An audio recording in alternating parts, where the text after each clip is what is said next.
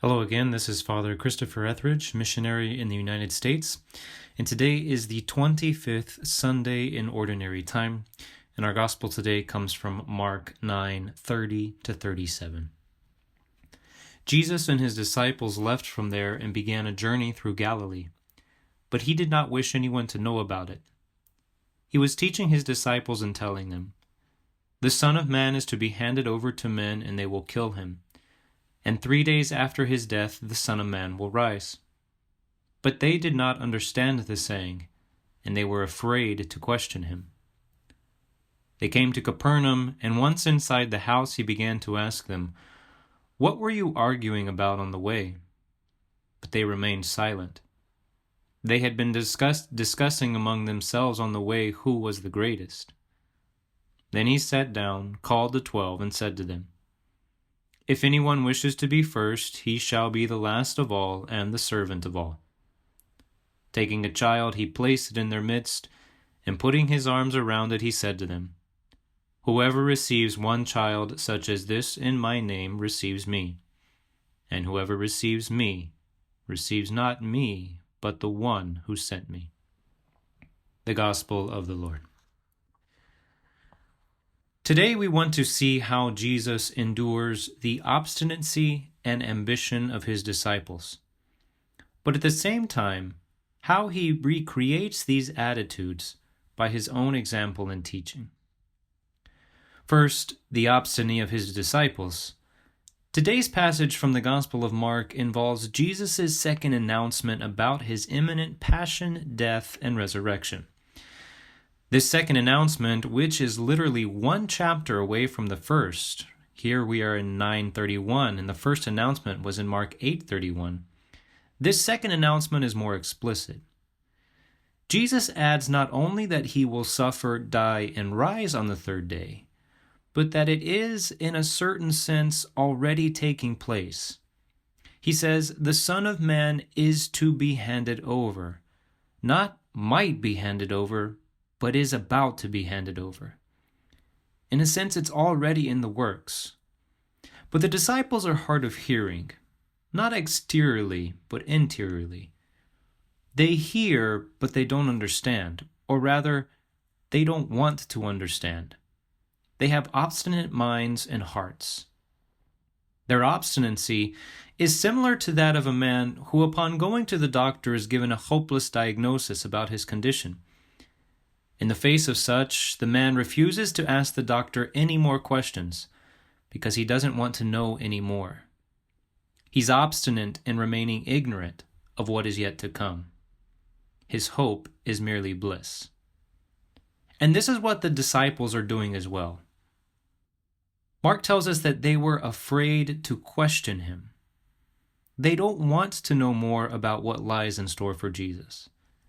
They are obstinate in their desire to remain ignorant. But are we much different than the disciples?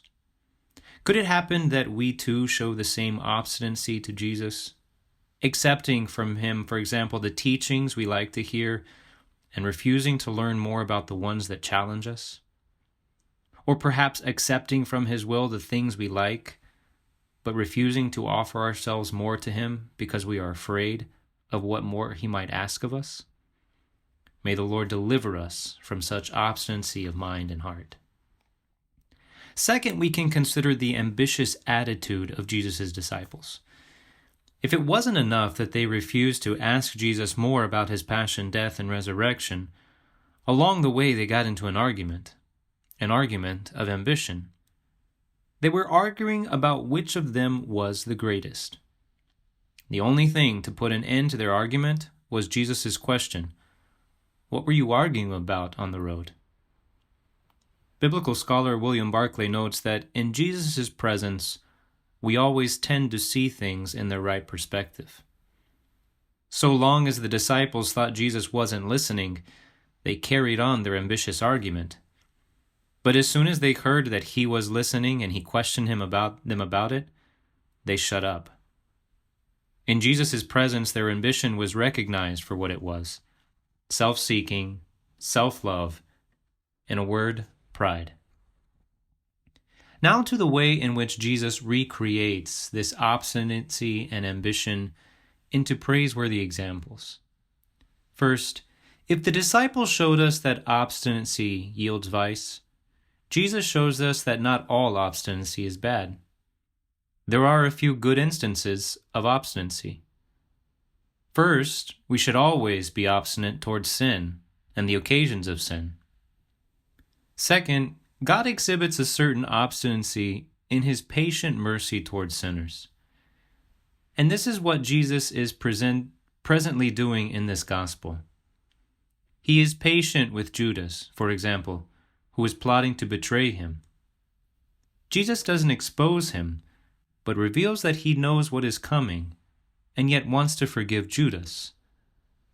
And this is a sign of Jesus' divinity, that he's obstinate in wanting to forgive the sinner who repents and returns to him. And he is patient with all the disciples in their unwillingness to appreciate his prophetic words.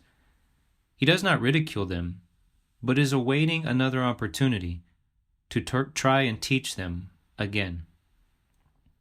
Second, as the disciples were ambitious for the wrong reasons, Jesus shows us that there can be a good form of ambition.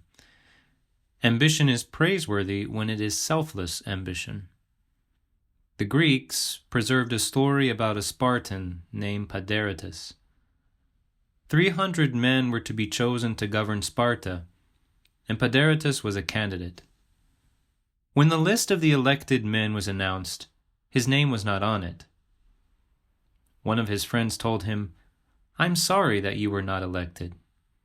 The people ought to have known what a wise officer of state you would have made." To which Paderitus responded, "I am glad that in Sparta there are 300 men better than I am." Paderitus was a man of selfless ambition. He was prepared to give to others the first place and to bear no ill will. If Paderitus touches us, if his example teaches us, then Jesus' selfless ambition should captivate us all the more. For Jesus was selflessly ambitious for our salvation, selflessly enduring the cross and the grave to bring us forgiveness of our sins and everlasting life. May our Blessed Mother grant us the grace to practice the obstinacy and ambition of Jesus, being thankful for the Lord's patient mercy towards us, being patient in mercy ourselves towards others, and always striving for the greatness of being humble. May God bless you.